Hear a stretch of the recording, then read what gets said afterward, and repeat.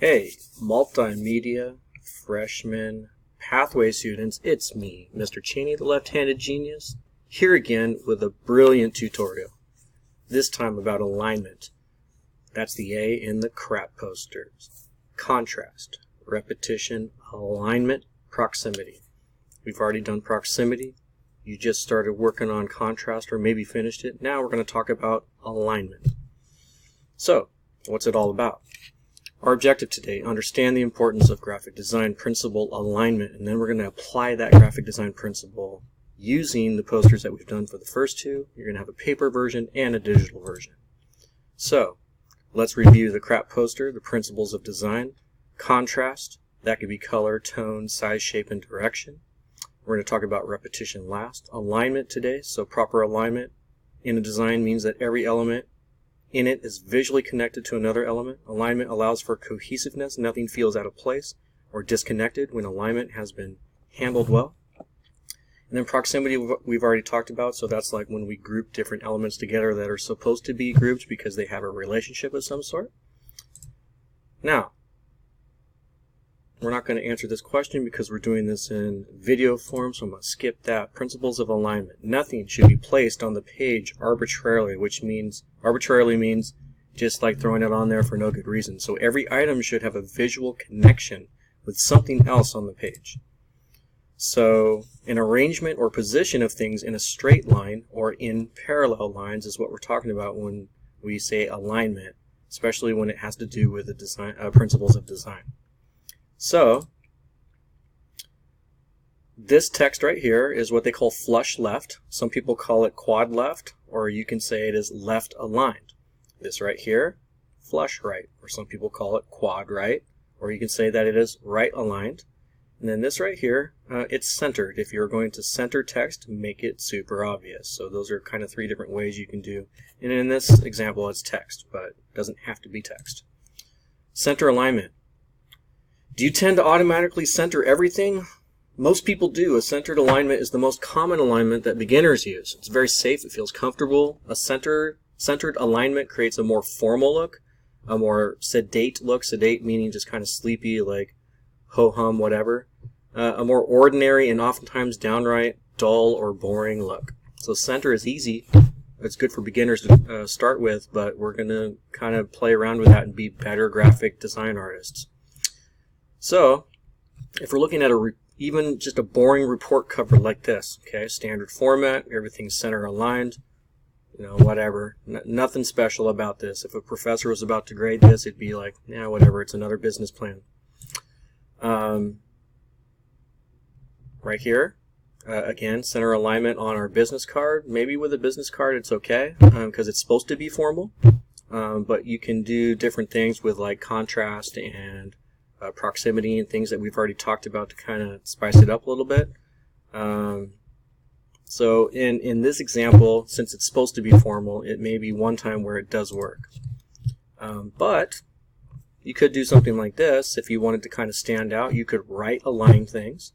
So it creates a strong line on the right edge, but everything is still grouped together in proximity, just like it was before.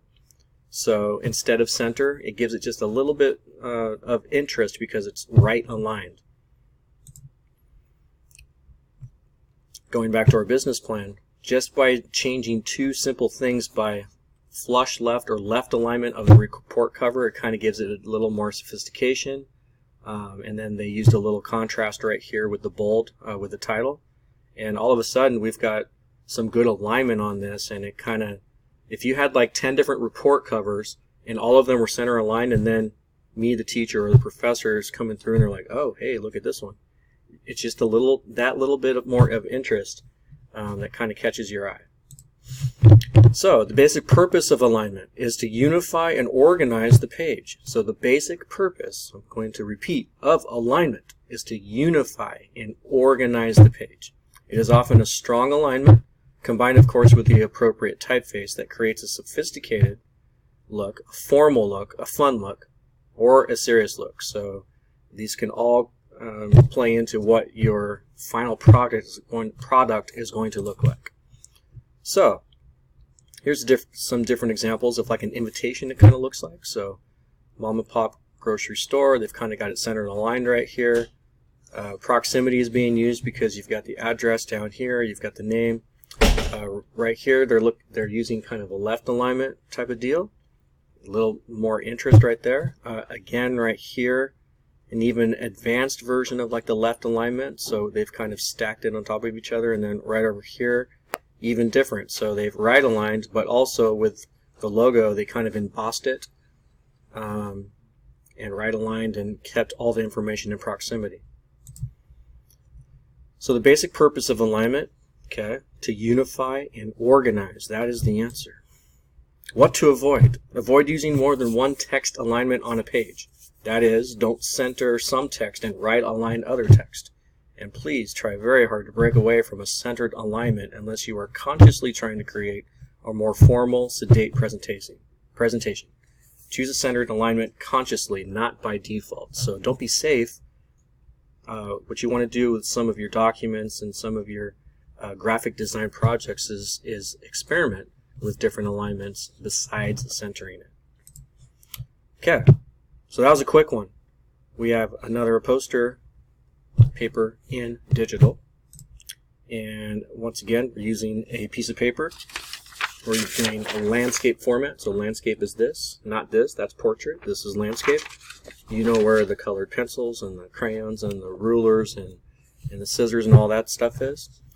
You want to start your design with pencil like we've been doing with the other two posters. The very first thing you want to do, you want to write the word alignment in letters at least 2 inches high like we've done with everything else. So you want to be able to see it. You want to be able to read it across the room. Check your spelling. Don't be that guy that misspelled alignment. There's a G in there. I know I'm going to catch someone, so let's see who messes up first. Don't do it on purpose. Alright, so the rest of the poster. Here's what it should look like. You're going to have 3 identical shapes and images which are close to each other, so that's like the proximity one, but you're going to align them along an imaginary vertical line which is at least a ½ inch from the left edge. So 3 shapes all aligned on the left hand edge, at least a ½ inch from the left edge. Then, you're going to have 3 identical shapes or images which are different from the first 3 and are close to each other and aligned along an imaginary vertical line which is at least a ½ inch from the right edge. So you have a group of 3 things on the left, group of 3 things on the right, different from the first 3 things.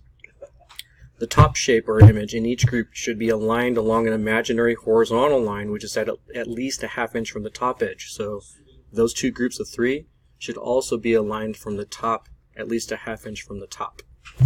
If you can make your items aligned with the word alignment in some way, that's even better. Once again, you're making it colorful, you're making it neat, and you're taking your time. This is not something that you're rushing.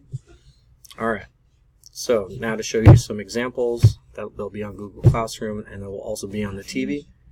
Here we go.